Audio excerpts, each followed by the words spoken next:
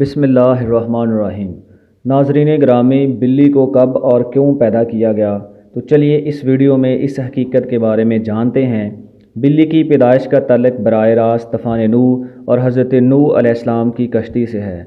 حافظ عماد الدین ابو فدا اسماعیل ابن کثیر تاریخ ابن کثیر البدایہ والنہایہ جلد نمبر 1 میں فرماتے ہیں، حضرت نوح علیہ السلام کی کشتی کے 3 منزلیں تھیں۔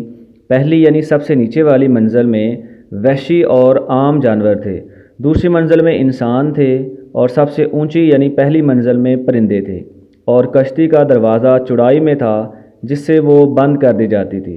گویا کشتی آج کے زمانے کے مطابق ایک عظیم آبدوز کی طرح تھی۔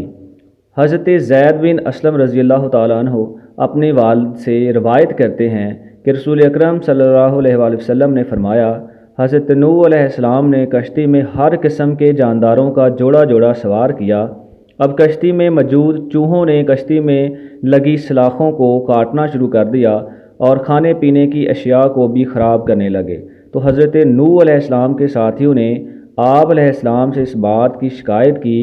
اس پر اللہ تعالیٰ نے حضرت نوح علیہ السلام کو حکم دیا کہ شیر کے نکلوں پر ٹھوکر لگاؤ، یا اللہ عز و جل نے براہ راست شیر کے دل میں خیال پیدا فرما دیا تو شیر کو چھینک آئی، جس سے بلی نر اور مادہ پیدا ہو گئیں اور فوراً چوہوں پر لپکیں، جس سے چوہے کونوں خدروں میں چھپ گئے۔